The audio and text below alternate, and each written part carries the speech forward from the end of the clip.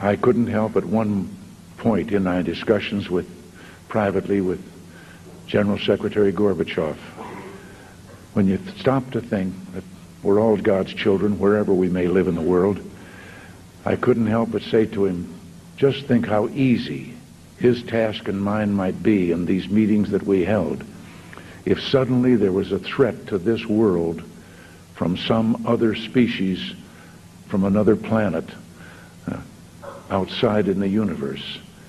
We'd forget all the little local differences that we have between our countries, and we would find out once and for all that we really are all human beings here on this earth together.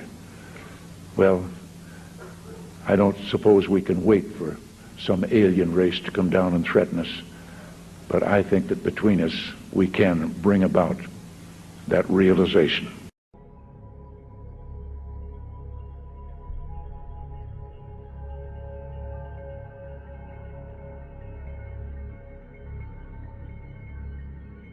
A UFO in China's skies forced Zhoushan Airport to stop operations on July 7th. Outbound flights were grounded after the unidentified flying object was detected by a flight crew. The incident has captured the attention of Chinese media, and theories about the UFO's identity are burning up on the internet as well. They include everything from a hidden U.S. bomber to an elaborate man-made hoax. For now, the UFO continues to be a mystery. A spokesman from China's Civil Aviation Administration confirmed to ABC News that the matter is under investigation. Some Chinese residents are on edge this morning after another apparent UFO sighting. It's the second one in 2 weeks. The first sighting was on July 7th, and an airport had to be shut down. All right, that's a UFO if I've ever seen one. Yeah, can you identify it? That's undeniable.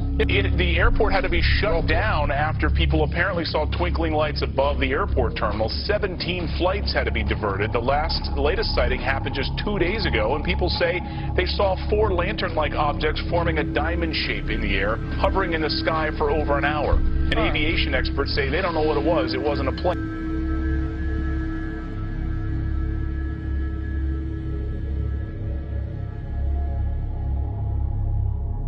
Scientists from all over the world are trying to figure out what caused a mysterious blue light to spiral in the sky over Norway on Wednesday. As UFO sightings go, this one was as good or as weird as it gets. A light appearing high in the Arctic sky, baffling those who saw it and exciting a lot of comment. And we've been hearing a lot lately about dozens of other habitable planets being discovered, and today NASA is hosting a discussion panel about these habitable planets that are just a short, 10, 20 or so light years away from us. So RT correspondent Megan Lopez joined us earlier from NASA, and I first asked her if we were close to finding another life form in our solar system. Do aliens even exist, and how would we know? Well, the Kepler satellite currently orbiting in outer space has identified about 50 planets that seem very much Earth-like. In fact, every week we discover another Jupiter-sized planet in outer space. They need to figure out what type of activity that is. But with the organic materials, it means that we could find a footprint of Martian life that used to exist. And if there's plant life that used to exist, it could mean that there's other life that used to exist. So scientists at NASA are very excited. They just unveiled this, and it presents a new puzzle to sort of solve for them. In this presentation, we'll be exploring the massive deception of the UFO and alien agenda. NASA, the science community, the top elite are preparing us for something. The Great Deception is coming to our world. Without the evolutionary theory, aliens would not exist. But they do. And with more recent sightings, the scientific community talking about other life, discovering planets, the entire Big Bang universe is a hoax. The entire Big Bang universe they have constructed is to enslave us into the Great Deception that's coming into this world. The Great Deception has been planned For years, Satan, the god of this world, is preparing mankind for the great deception that's coming into the world. In this presentation, we will see the link between Satanism, New Age, and the UFO alien agenda. Where did we come from? Who created us? The notion becomes even more alarming when you understand that more and more people are looking to the alien theory as planting us in our DNA at some other time in the universe. Even Dawkins proposes this. Well, then who did create the heavens and the earth? Why do you use the word who? You see, you immediately beg the question by using the word who. Well, then how did it get created? Well, by a very slow process. Well, how did it start? Nobody knows how it started. We know the kind of event that it must have been. We know the sort of event that must have happened for the origin of life. And what was that? It was the origin of the first self-replicating molecule. Right. How did that happen? I told you we don't know. So you have no idea how it started? No. Nor has anybody. Nor has anyone else. What do you think is the possibility that intelligent design might turn out to be the answer to some issues in genetics or in evolution? It could come about in the following way. It could be that at some earlier time, somewhere in the universe, a civilization evolved by probably some kind of Darwinian means to a very, very high level of technology and designed a form of life that they seeded onto perhaps this planet. Now, that is a possibility and an intriguing possibility. And I suppose it's possible that you might find evidence for that if you look at the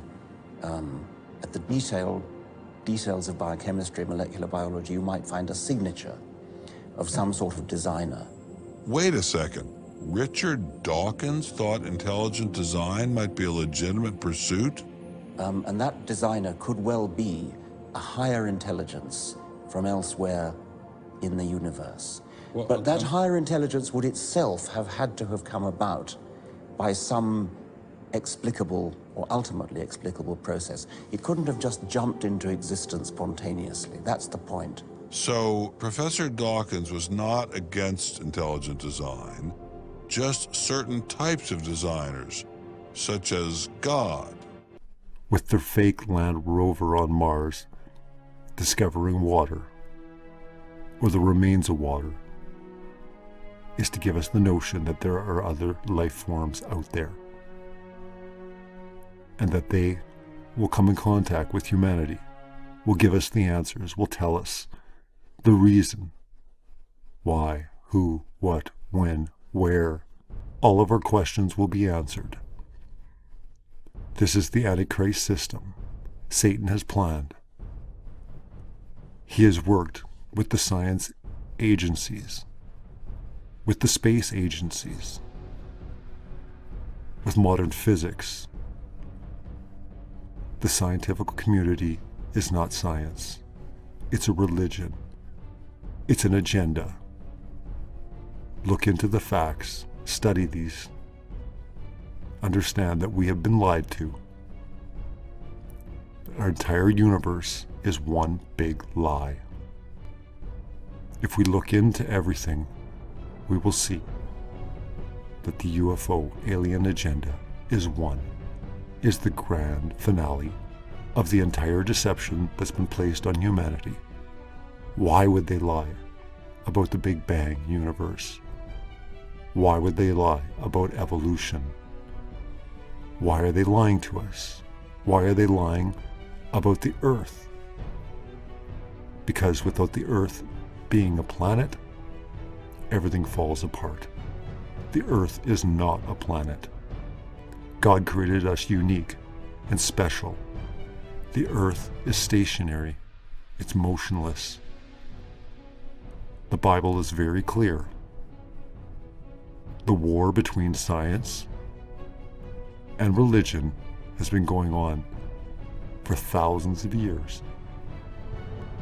Understand that the science community has hijacked real science, the scientific method of being able to observe, to test, to repeat, to do an experiment that could be verified. None of their claims can be verified. They mask everything in billions and millions of years. From the fossil record to our entire universe, from the stars that are in the sky, the alien agenda is the grand finale of all of the deceptions and of all the lies that have been told to this world. Understand that you've been lied to. Every day we see things in the sky. There's about 150 UFO sightings every day. Now 90% can always be explained as, naturalistic or man-made objects. And what's happened is there's been a cultural conditioning because of the advent of science fiction. Science fiction is the #1 entertainment genre today, bar none. And because of evolution, people interpret what they see in the skies as being otherworldly craft.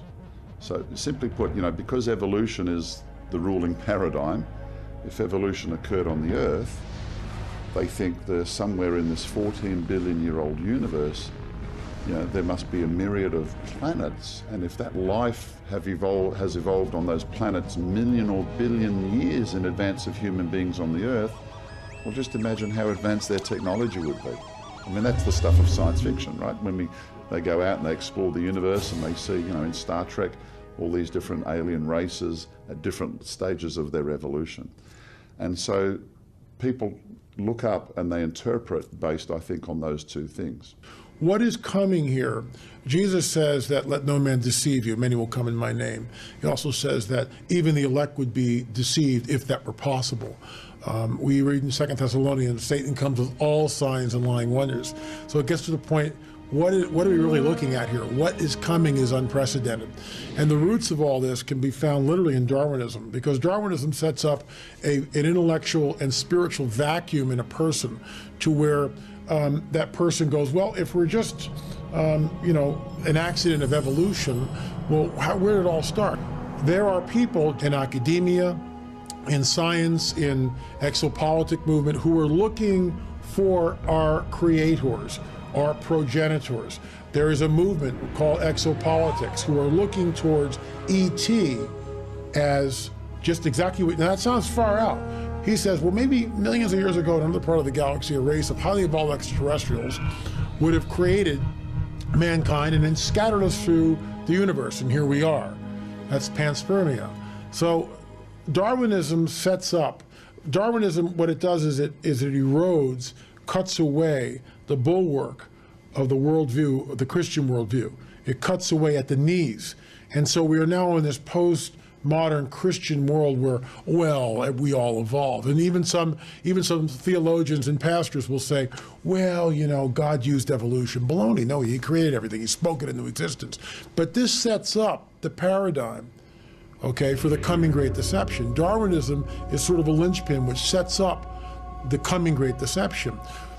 Imagine 100 years ago, a farmer standing in his field one night and he sees some lights in the sky and they're interacting with each other and moving as if they're guided intelligently. But 150 years ago, they've never seen a motor car. You don't have any concept of alien worlds, spaceship or anything. So you will interpret it within your cultural understanding of the day.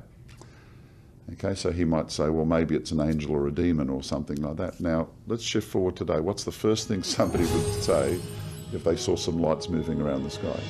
It's a UFO. Now, UFO is a loaded word. It doesn't mean unidentified flying object anymore. It means alien spaceship piloted by extraterrestrials. So that's why I think the idea has become so mainstream.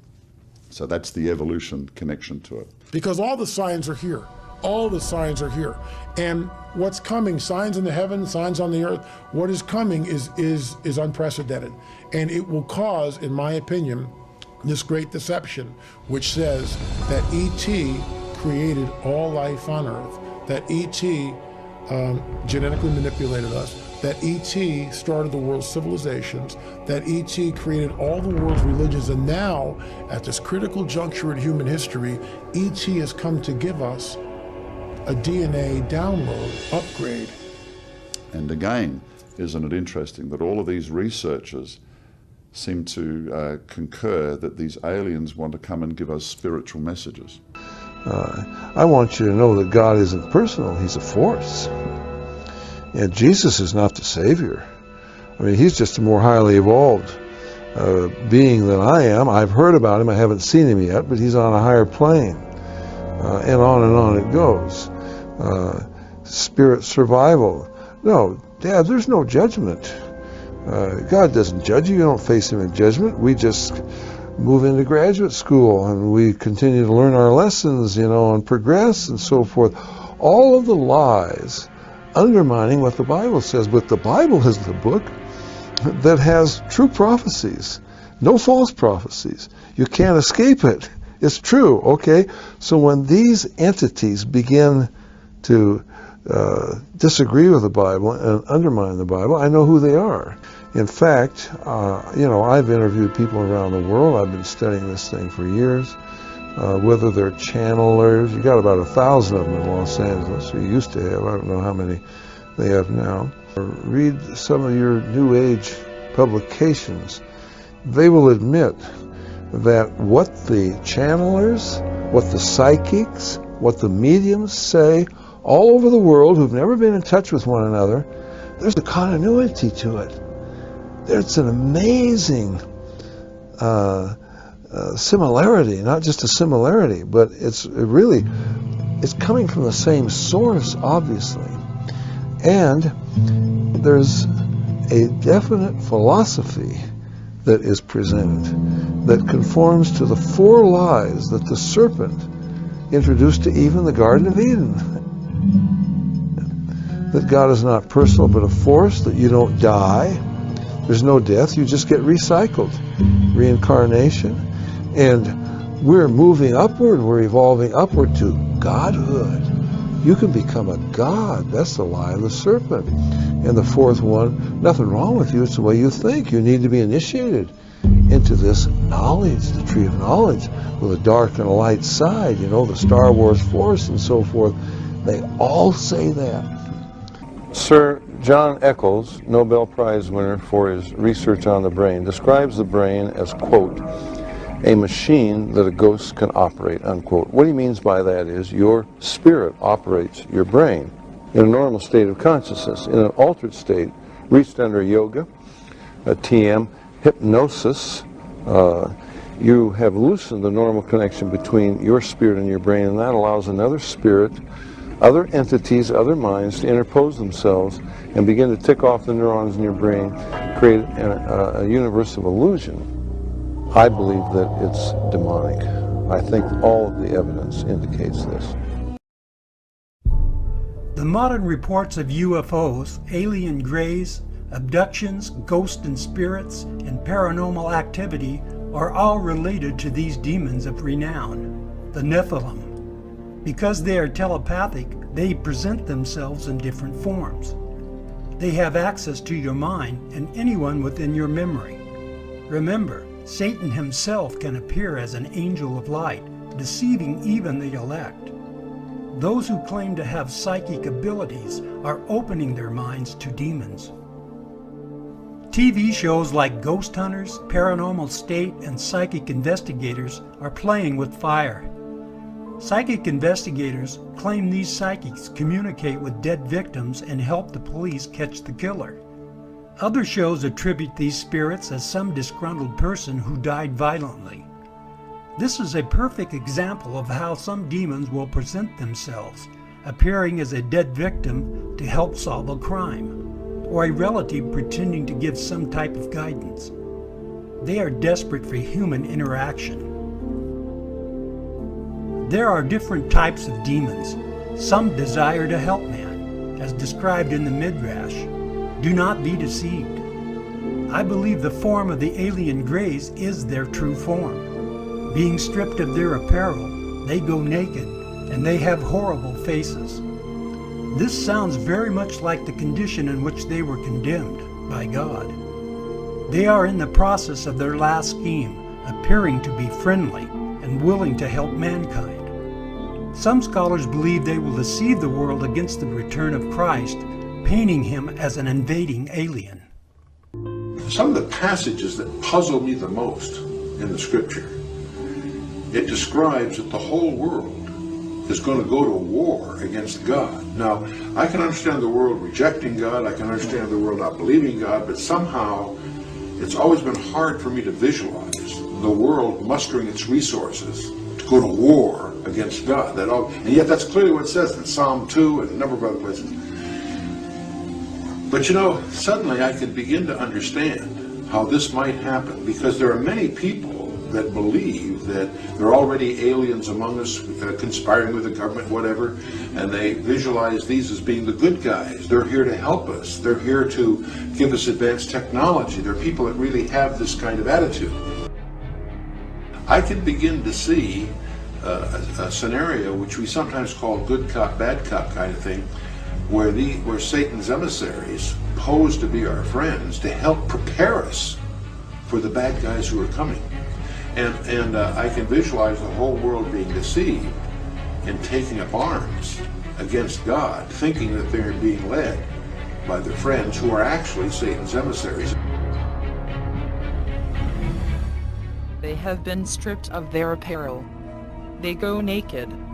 And they have horrible faces. This is a quote from an early Jewish writing called the Book of the Cave of Treasures. It tells of fallen angels and their bastard children called the Nephilim. God destroyed the Nephilim's bodies and doomed them to wander the earth in an invisible dimension, and they are still terrifying men. In our modern paradigm, they are known as demon spirits. The word demon is from the Greek language and implies a supernatural knowledge.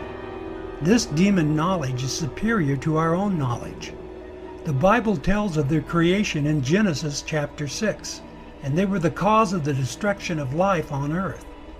The Apocrypha and early Jewish writings expound on these evil spirits.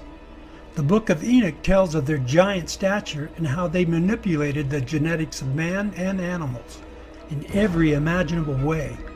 In other words, no stone was left unturned in their evil experiments. The answer to all this and the clue to this cosmic riddle may be found in the ancient book of Genesis. And back there in chapter 6, we are told of a very amazing and bizarre event.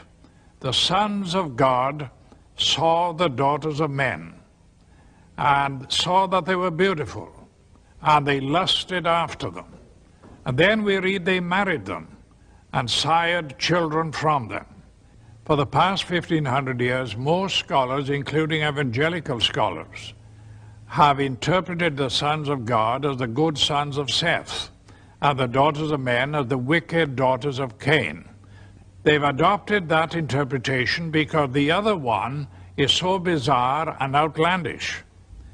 The ancient interpretation, and in my opinion the correct one, is that the sons of God were demonic beings or fallen angels, and that they came down to earth, they lusted after the daughters of men, they married them, and produced this amazing progeny, this hybrid progeny of the Nephilim.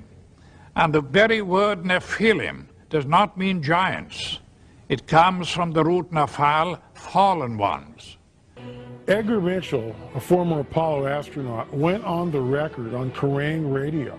And after he sort of announced it on Kerrang Radio several years back, I saw him again on the Fox News channel with Sean Hannity on a sit-down one-on-one. And Edgar Mitchell's basically stating, look, Roswell was real. There was a crash and bodies that were recovered from Roswell, and our government covered it up. Yes, there's not much question at all, but there's life throughout the universe. We're not alone in the universe at all. You're convinced that we're not alone in the universe? Oh, I know for sure we're not alone in the universe. And I happen to be privileged enough to have be in on the fact that we have been visited on this planet. And the UFO phenomenon is real, although it's been covered up by our governments for quite a long time. It is a real phenomenon. and there's quite a few of us. It's been well covered up by all of our governments for the last 60 years or so, but slowly it's leaked out, and some of us are privileged to have been briefed on some of it. But I've also been in military circles and intelligence circles that knows beneath the surface of what has been public knowledge that yes, we have been distant. He believes that, like I do, that there is a cover-up. We just have a discrepancy in our worldview as to what's behind the phenomena. Again, he's extraterrestrial, I'm interdimensional, and specifically the fallen ones, fallen angels, which we read about back in Genesis 6, once again manifesting on the earth. So there is evidence. There's plenty of evidence. We've got the witnesses. The popular documentary Ancient Aliens is trying its best to convince people aliens from other planets are responsible for the creation and evolution of mankind. They openly deny the God of the Bible while interpreting Bible passages in the same breath. I believe this is one of the deceptions Jesus alluded to concerning the end times, deceiving even the elect. The ancient alien theorists point to many artifacts and structures and claim these extraterrestrial aliens built them in the ancient past. I believe some of this is true, but these entities are not aliens from another planet. They are demonic spirits from an alternate universe, where they were sentenced by God. They are now disguising themselves as alien greys and are pretending to help man. Their spirit is also behind the transhumanism movement, the altering of human DNA. Most people are not even aware of what is going on behind closed doors. Scientists are actively manipulating the genes of animals and man under the guise of improving humanity. We are shifting to a transhuman base. We've come out of a humanist time, and now we're redefining what it is to be human. Whether we like it or not, we're becoming cyborgs. We're becoming transhumans. We have the opportunity now to try to do things better than nature has done. Why not have a stronger arm than we have? Why not be able to run faster? Why not be able to have tougher skins? If you're going to replace your eye for vision, why limit it to visual? Why not give it the kind of vision a bat has? Give it ultrasound. Could you imagine a Versace body design? Can you imagine a Terry Mugler body design? These individuals, the late Versace was an incredible designer. What if he was a transhuman? What if he was an artist who really wanted to combine art and science? I bet his designs for a future body would be astounding. So if we can humanize the pig kidney by putting in some human DNA, which will make the cells look a little bit more human, so that they are not rejected by the person immediately, then there's a better chance that you'll have a take. And this is tried to humanize animal tissues, and it's becoming a big industry because we need more organs.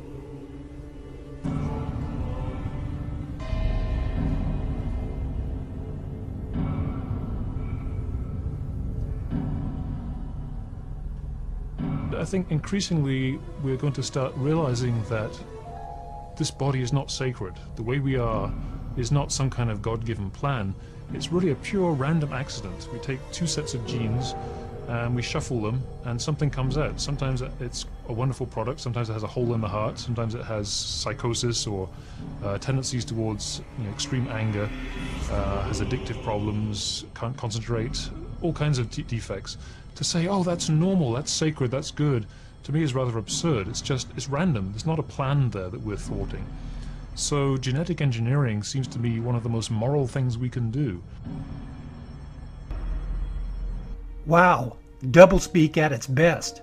This last man has completely reversed morality, saying transhumanism is the moral thing to do, when in fact it is the exact opposite, and the very thing the fallen angels and the Nephilim did in the days of Noah. All of these people believe in this delusion and are influenced because of their denial of God. The same is true with the ancient alien theorist. God sends a deluding influence so they will believe what is false, because they delight in their own evil will, as explained in 2 Thessalonians chapter 2.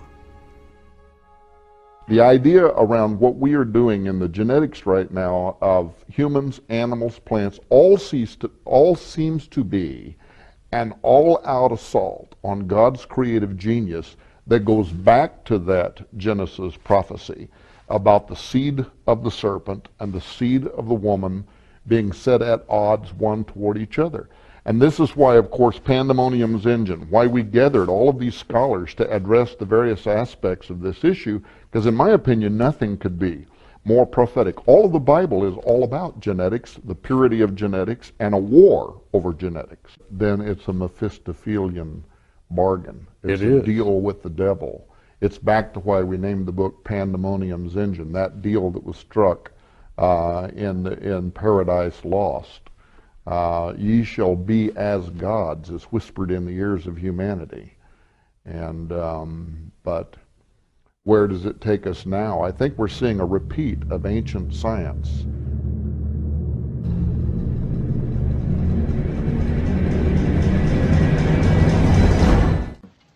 That was his power. The greatest trick the devil ever pulled was convincing the world he didn't exist. The Science Channel's TV series, Through the Wormhole, is hosted by the beloved actor Morgan Freeman. In the episode, Can We Eliminate Evil?, Morgan Freeman says Satan doesn't exist. He is just a symbol, implying Christianity is for the weak-minded. Morgan Freeman, like so many others, lives in the delusion of his own will, and by denying the existence of Satan, he denies his creator as well. The latter days, in part, will be distinguishable because of the rise of powers that have been suppressed or repressed over the years, but in the latter days those powers will emerge once again. And one of our favorite verses has to do with some of the words of Jesus in Matthew 24, starting in verse 36, but of that day and hour knoweth no man, no, not the angels of heaven, but my Father only. But as the days of Noah were, so shall also the coming of the Son of Man be. And what he's saying here is the days of Noah will be sort of transplanted into the latter day era. And you and I both believe we're seeing that right now. Absolutely.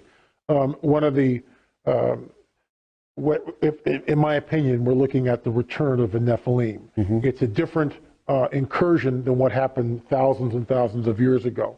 I believe, I call it the coming great deception. And what we're going to see is, or what we are seeing, is this manifestation of orbs and craft and other phenomena, other anomalies. Meanwhile, shows like the History Channel's Ancient Aliens program is promulgating what I call the coming great deception. They're saying that E.T. created all life on this planet, that they genetically manipulated all life on this planet, that they started the world civilizations and religions, and now are coming back at this critical juncture in human history. Well, Christians in the church better wake up to what is happening, because this phenomena is real, burgeoning, and not going away.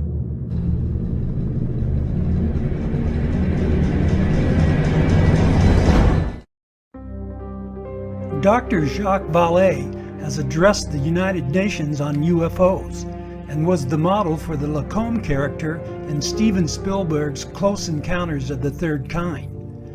He is the author of 8 books about UFOs and has been widely recognized as the premier researcher in ufology. In his book, Messengers of Deception, he says, an impressive comparison can be made between UFO occupants and the popular conception of demons. In his book, Confrontations, he writes, the medical examinations to which abductees are said to be subjected, often accompanied by sadistic sexual manipulation, is reminiscent of the medieval tales of encounters with demons. Jacques Vallée, at least at that time when he wrote that book, was an agnostic. Interestingly, he comes to basically the same conclusions I do as a Christian from my research. And he said about UFOs, they're real, but they're not physical. They're messengers of deception. And this was based on his research of about 20 years. In Close Encounters of the Third Kind, that first film that came out about UFOs, the house that the mother and little boy were living in, you know, the toys began running around and screws unscrewing in the presence of UFOs. What the film was saying was the same people that run UFOs run haunted houses. And I would say that's absolutely true. John Keel was a world-renowned expert with unidentified flying objects and has written numerous articles and books on the subject. A self-described agnostic, he made this statement: "Thousands of books have been written on the subject of demonology, which is the ancient and scholarly study of monsters and demons. The manifestations and occurrences described in this literature are identical to the UFO phenomenon. Victims of demonic possession suffer from the same medical and emotional symptoms as the UFO contactees. They have been stripped of their apparel. They go naked. And they have horrible faces." It's just that the face is the eyes. They look horrible. And the eyes, the horrible look, had that information that you just told me?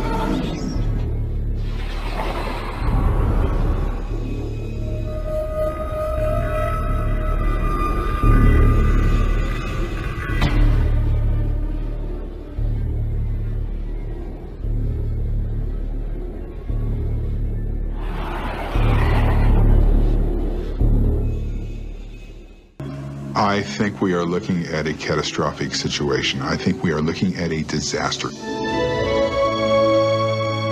We're seeing a unified program here with these beings, a program of physiological exploitation by one species of another. And I know this sounds absolutely insane.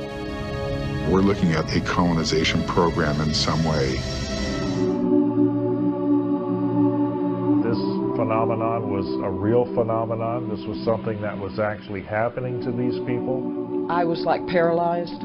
I what you call like a little being, but he was luminescent like light. The big bulbous head, the gray skin. What I saw was a typical gray. Big black eyes. 2.5, 3 feet tall. They all were dealing with something that was very unusual from a human perspective. This was something I felt that we needed an answer to, because at this point in time there were no answers.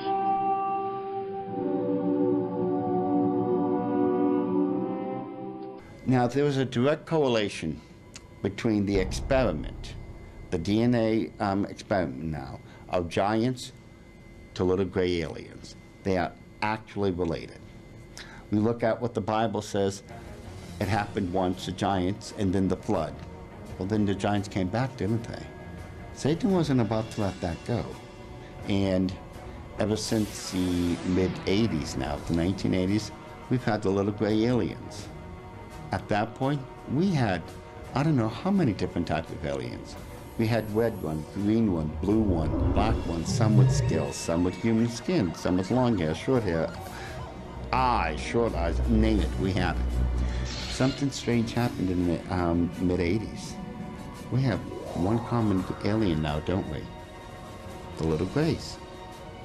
Big bulging eye, gray skin, no hair, 4.5 feet tall, skinny little dudes. Yeah, why? Why is it we only have them now? Did all the other so-called alien nations decide to just pack up their bags and leave? Or is something else going on here that we're not looking at? And trust me, that is the answer. We're not looking at this right. Because, as I said, there's a direct relationship between the gray aliens and those ancient giants. There's a spike in UFO sightings. We're getting more than ever before. There's a whole disclosure movement where people are saying they are already here. The governments of the UK, the French government, Belgium, the Germans, the Japanese, Brazil, and Mexico all have gone on the record stating unequivocally that this phenomena is real. And so you get this sort of deer in the headlight, you know, people, oh, those little gray guys are back again, Bob. That's right, Ted. You get that kind of chuckle stuff on the news.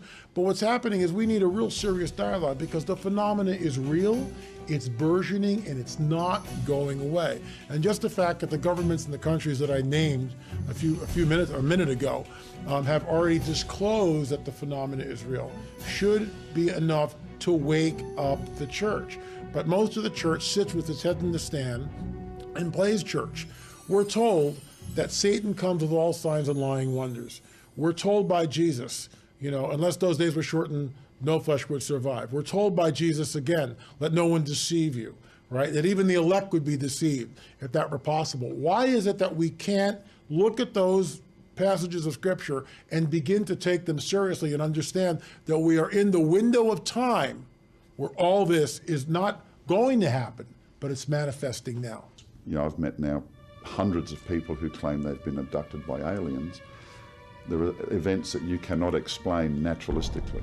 I mean, ridiculously, the most common mistaken UFO is the planet Venus, believe it or not. 27% of all sightings are the planet Venus, and it just sits there in the sky. So it shows you how people interpret things wrong. But we see craft moving on radar at incredible speeds. They fly into one another and become one object and go off in another direction. They defy the laws of physics. People that claim they're abducted, they say, you know, the aliens, if they think they're aliens, walk through the walls. And then they claim they're abducted into a spaceship and they go through the walls. Well, real physical craft and real physical beings cannot do that. So even the secular researchers, and it's not little Joe Christian saying this, I actually use the research from all the secular researchers, and it shows you that they kind of reach what they call a paranormal or a paraphysical explanation. And I would agree with that, but I wouldn't use the words paranormal or paraphysical. I would say maybe spiritual or supernatural. It gets weird here. In my research, and I know this gets really woo-woo here, okay? And if you're not up to this stuff, this sounds really far out, but it's scientific. We have talked to people that have claimed to have been abducted by aliens, okay? First of all, they're not aliens. We believe that they're interdimensional beings, i.e. fallen angels. There's a hybridization program going on. Whatever these beings are, they're extremely interested in our DNA and manipulating that DNA. We hear that over and over and over again. We have removed 16 implants, not we, but one of our colleagues, Dr. Roger Lear, has removed 16 implants from people. We have a trail, a chain of evidence. We have the person who tells this bizarre story of being abducted, okay, but now we bring it into the lab. We've got x-rays, here's the object. Okay, so the person isn't telling a lie. We've got a chain of evidence. We take the object out, we put it under a scanning electron microscope, lo and behold, we see carbon nanotubes. It is a computer running what we think about 100 times faster than the fastest computer we have on the planet. Our computers run about 3.5 gigahertz here. This chip has a clock speed. It gives off a signal when it's in the host body of 317 gigahertz. We think it's a clock speed. This thing, whatever it is, it's changing the host's DNA. It's a prototype. And I realize if you haven't traveled in this stuff, it sounds incredibly bizarre. But here's the scientific evidence with a whole chain back to the host telling this bizarre story. Here's the implant that comes out of the host. Now we cut the implant in half. We look at it under an electron scanning microscope, and what do we see?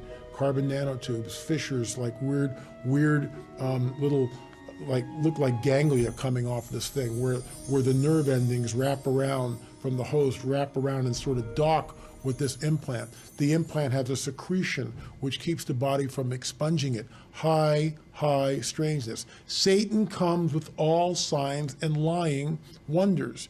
It's time for us to, get the heads out of the sand and begin to look at this phenomena and understand that he's guarding this.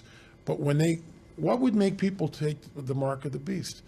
What would make people want to line up and take this thing? No Christian in their right mind would. But Christianity has been, for the most part, like I said earlier, sort of chopped off at the knees, eroded by Darwinism. So you've got millions, billions of people who are awaiting something. They're looking for something. They're looking for our progenitors. And this is what I call the coming great deception, and it ties right in with the mark of the beast.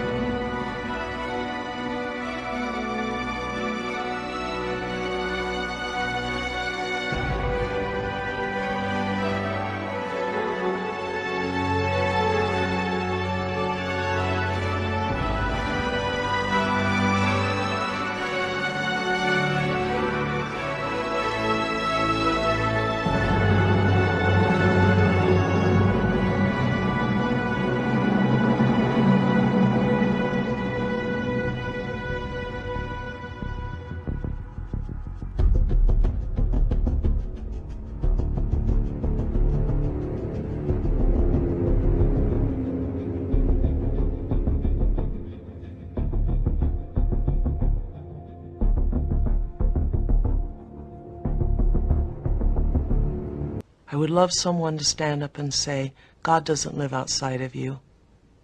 God is you.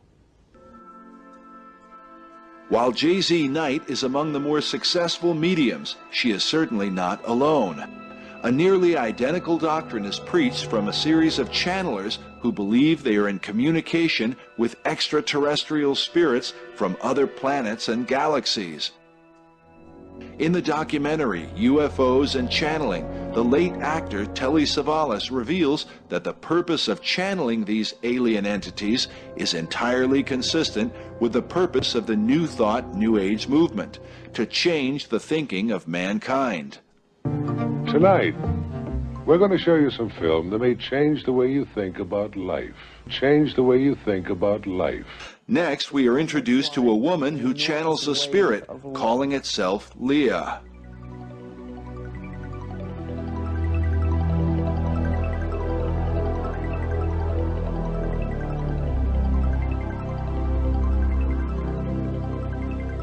Hello, Philip. How are you today?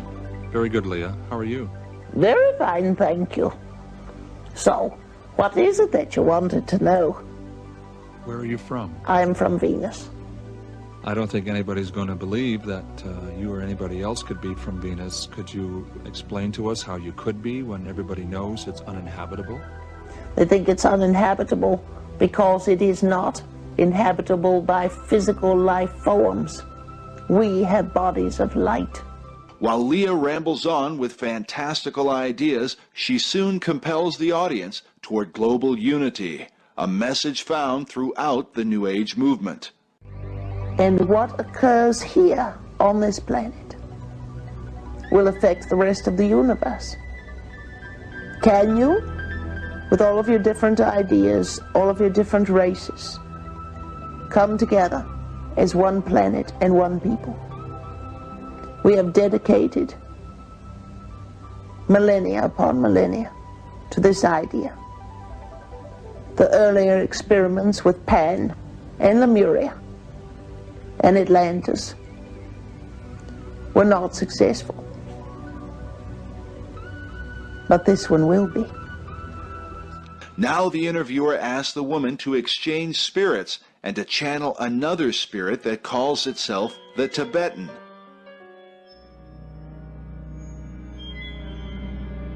Tibet is an often referred to hotspot for New Age empowerment. Hitler's Nazi occultists went to Tibet thinking to find their ancient Aryan ancestors. Listen carefully to the Tibetan's message as he refers to the great I Am, the name God reveals in the Bible to describe himself. I am the Tibetan, and I have come during this time continuum to discuss with you the idea of the only question in the universe. And that question is, what is? And the answer is, I am. For all things that are created, that were created, that shall be created, fall under the question, what is? And you, each and every one of you, are that answer, and that answer is I am. I am is also the name of the creator of this universe. That is all. I relinquish control to the entity, Leah. As the entity Leah returns, she confirms the You Are God message and refers to the new race that will arise through the New Age movement. Most New Agers today do not realize that this new race is identical to the master race prophesied by Adolf Hitler, a race of so-called supermen who will be their own gods, having rejected the one true God of the Bible. This new age is where there will be a race on this planet and throughout all galaxies. And the name of that race will be peace. It's been wonderful spending some time with you. As you take this little piece of information with you, know that you are never alone. You are all connected to the creative source of this universe. And nothing can stop that flow except your denial that you are God. To understand the New World Order and the New Age worldview, we must go back into history and examine its origins. But first we must define our terms. By New Age, I am speaking about a worldview that has many facets and components, such as astrological and zodiacal beliefs in the New Age concept, channeling higher powers to achieve knowledge, meditation, the belief that all is one, or forms of monism, the belief that we can attain godhood, esotericism, or in other words, reinterpreting ancient texts to find hidden meanings and unify all religious belief into one, the belief that we need a one-world system for the coming age of Aquarius. By New World Order, I am talking about a political agenda to create a one-world system, one-world government, one-world economy, unity of humanity into one organism, control over humanity, and submission of the masses. But today, the largest countries of the world have agreed a global plan for recovery and reform. I think a new world order is emerging, and with it the foundations of a new and progressive era of international cooperation.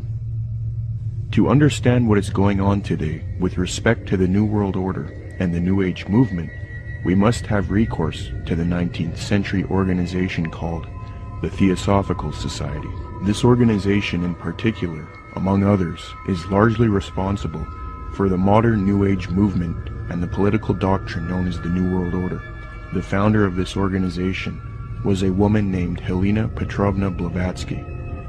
Born August 12, 1831, Helena Blavatsky was very interested early in her life in the supernatural and the mythological. From 1848 to 1858, Blavatsky would travel the world to ascertain an understanding of the religious traditions of the world. She claimed to have traveled to South America, Egypt, Canada, France, Greece, Mexico, Tibet, India, Germany, and England during this time. It is said that during this travel she learned many mysteries, secrets, and occult knowledge from every walk of life. With all of this new esoteric information in her mind, she moved to New York in 1873. Then in 1875, she formed an occult organization called the Theosophical Society. She founded this society with two men, Colonel Henry Steele Olcott and William Quan Judge. According to Olcott, Theosophy already had thousands of members and branches all over the world by 1885. After New York, Blavatsky and Olcott established the Theosophical headquarters in India, and the membership roster grew increasingly as time went on. Blavatsky's influence came from her writings. Her first book was entitled Isis Unveiled, published in 1877. She started a magazine in 1887 called Lucifer Magazine. Her principal work, The Secret Doctrine, was then published in 1888. She then wrote The Key to Theosophy and The Voice of Silence. These works are now famous, and contained in these writings are the doctrines that helped mold the New Age movement to what it is today. It is said that part of Blavatsky's book, The Secret Doctrine, was channeled to her through an ascended master or highly evolved being called Kuthumi, who spoke to her. Belief in these ascended masters who communicate to humanity is very crucial when studying the New Age. We are, of course, the Pleiadians, and as we've said, it is our pleasure to be here at this time to communicate with you, to give you an opportunity to understand our energy and who we are. This one that speaks through us, we call her our vehicle. She has given you an opportunity to listen to her interpretation of what she feels is taking place as a result of our contact with her. Allow us to communicate an idea to you, once again, that we would like to call the span. This involves the idea of a span of time and timing that is now upcoming on your planet. Although many direct experiences with these entities do seem to entail dread and negativity, there are plenty of accounts of positive experiences. Most of these experiences are found within the New Age movement, where the experiences are not direct physical contact, but rather spiritual through a process called channeling. This is where the person willingly invites entities who are referred to as the higher self, ascended masters, higher spiritual beings, extraterrestrial entities who are communicating telepathically, entities of higher densities, and a number of other alleged beings who are more evolved than human beings. Most of the quotes we've looked at in an earlier section of the ancient mystery schools and theosophy were all channeled information. In the case of Helena Blavatsky, the entity she channeled was named Kuthumi and El Mura, both of whom were considered ascended masters from northern India and Tibet. Alice Bailey channeled the entity Dejwal Kul, also considered an ascended master. Today there are several New Age teachers who claim to get their information from a source of a higher spiritual origin. According to the New Agers, Theosophists, as well as many elitists and Freemasons, there exists a group of highly evolved men and women called the Masters of Wisdom. These powerful groups claim that Buddha, Krishna, Muhammad, and Jesus were all masters of wisdom, and that a being named Maitreya is the leader of these beings, who in turn is subject to the true leader, Sanat Kumara. New Age Theosophist Dane Rudhar concedes that the leader of the masters, Sanat Kumara, is in fact Satan, according to the esotericists. Quote, Satan is an anagram for Sanat Kumara, who in the esoteric philosophy of India is the Promethean being who gave mankind the fire of self-conscious and independent individual selfhood, unquote. John Michael Greer in the New Encyclopedia of the Occult notes, quote, Satan has a possible echo in theosophic lore, where the Lord of the world, the spiritual ruler of the earth, and the head of the Great White Lodge is Sanat Kumara, a lord of the flame who descended to earth from Venus in a fiery chariot some 6 million years ago, unquote. Helena Blavatsky taught her students that it is actually Satan who is God, the Messiah, and that Jehovah is the evil one. She stated, quote, It is but natural, even from the dead letter standpoint, to view Satan, the serpent of Genesis, as the real creator and benefactor, the father of spiritual mankind. For it is he who was the harborer of light, bright radiant Lucifer, who opened the eyes of the automation created by Jehovah, as alleged, and he who was the first to whisper, In the day ye eat thereof, ye shall be as Elohim, knowing good and evil, can only be regarded in the light of a savior, an adversary to Jehovah, the personating spirit. He still remains in esoteric truth, the ever-loving messenger, the angel, the seraphim and cherubim, who both knew well and loved still more, and who conferred on us spiritual instead of physical immortality. The Theosophist H. Alexander Fusel seeks to deify Satan, quote, Satan, then, was originally a divine being destined to carry light and life to the netherworlds. He stands for the gift of free will and self-conscious mind to man, a power which at once seduces and uplifts man, for with free will comes the power to go astray. Satan is therefore man's teacher. This is Edward Alexander Crowley, also known as Aleister Crowley. He styled himself the wickedest man in the world. He believed himself to be the great beast, and he changed his name to Aleister Crowley so it would add up in both English, Hebrew, and Greek Kabbalah as 666. In 1904, Crowley had a communication with an extraterrestrial being named Iwas. And this being, through his wife, kind of a channeling type operation, brought forth a book that was called the Book of the Law in 1904. And this book declared that the slain and risen God, i.e. Jesus, had stepped off the throne and that a new God, the crowned and conquering child, was taking his place. Crowley's most renowned work, and one whose composition is worth understanding in the context of our study. While visiting Egypt in 1904, Crowley's first wife, Rose, began going into spontaneous trances, muttering things like, "They are waiting for you," and "He who was waiting was Horus." Intrigued, Crowley and Rose went to visit the Cairo Museum. From a distance she spied a glass case and exclaimed, there he is." Upon inspection, the case did contain an image of Horus painted on a wooden stele, but what particularly stunned Crowley was its exhibit number, 666, his number, the number of the beast. Convinced now that something supernatural was happening, Crowley went back to his hotel and performed a ritual, summoning this higher power. Over 3 successive days, beginning on April 8th, the book was channeled through Crowley while in a trance. And the content of this revelation? "I am the snake that giveth knowledge," the Spirit said. "To worship me take wine and strange drugs, whereof I will tell my prophet."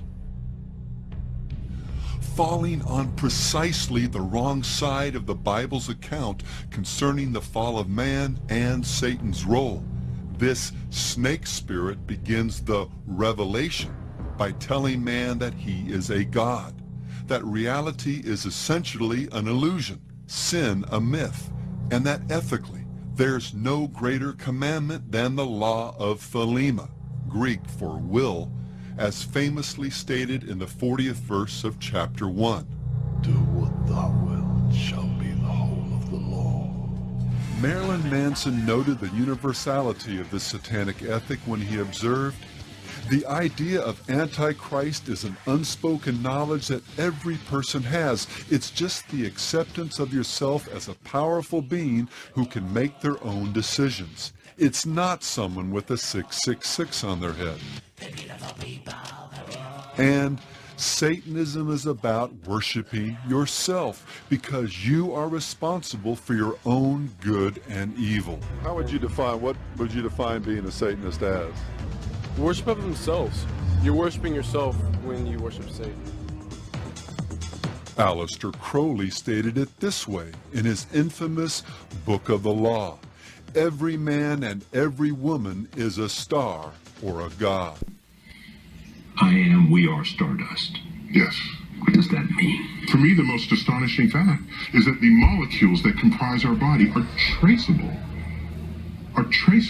to the crucibles of the centers of stars that manufactured these elements from lighter versions of themselves and then exploded, scattering this enrichment across the galaxy into gas clouds that would later collapse to form next-generation star systems. One of those star systems was ours. These atoms and molecules are in us because, in fact, the universe is in us. And we are not only figuratively, but literally stardust. As you can see, the deception runs deep throughout science. Satan has infiltrated science. He's infiltrated the government, the military. They are keeping the secret of our world, the entire universe, the Big Bang universe lie, has been a massive deception. We can clearly see that everything is leading to the spirituality of Satanism. Satanism is nothing more than believing in yourself, is saying no to God and doing what you will, doing what you want. Do what thou wilt shall be the whole of the law. This is what we see with the alien, the UFO deception. In an enclosed world created special and unique, planets, entire galaxies have all been a lie. Space has been constructed by Satan. Dark, void, black. This is the flat earth truth of the UFO alien deception. NASA, the military, government, scientism has all been lies. They're all leading mankind to a pinnacle, to a point in history where there will be contact, where the answers will become clear. Don't fall for the deception. Don't be deceived. This is an evil, evil system being set up, has been set up for years. The entire Big Bang universe constructed is nothing more than lies. The Bible is very clear that we were created unique, that the earth is stationary, it's motionless. The earth does not move, that everything, the sun, the moon, and the stars revolve around us. Look up in the sky. Don't listen to what you've been told. Whether it's spinning the globe in your classroom, go out, look with your own eyes, test things, put them through scientific experiments. The scientific method is to test. Don't fall for the deception. As you can see, Satan is behind the entire thing. Do not put your trust in man, but put your trust in God. God's ways are above man's. The wisdom of man is foolishness to God. Repent. Turn from your ways. Turn to God. Ask Him for His truth. Ask Him for the truth of His Son, Jesus Christ. I pray that God touches you with His Spirit, that you wake up, you become a child of God, and you're refreshed, and you repent, and you're born again. Don't fall for the alien, UFO deceptions. There is no other planets. There is no other life.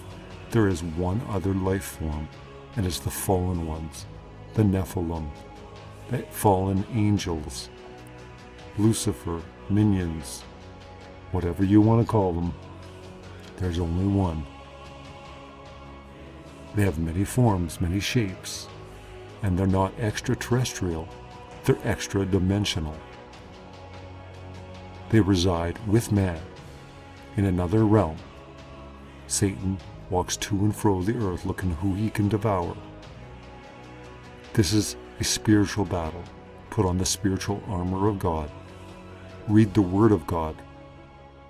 Ask God to give you His wisdom, His strength. We are in a war. We're in a war for truth. We're in a war, and we must fight as soldiers. But our war is spiritual. Our war is on our knees, praying, exposing, letting people know the lies of this world. Don't listen to people when they say the Bible is just a book written by man. The Bible is so much more. You want to discredit it. You want to discredit religion. Religion is man-made, but God and true worship. True worshipers will worship in spirit and in truth. These are words from the Bible. Read the Bible. Get to know God. Talk to Him. He will save you from the deception that's coming into this world. He will save you from the lies of evolution and the Big Bang and everything you've been taught about your very existence. Wake up. Don't be deceived. Know the truth.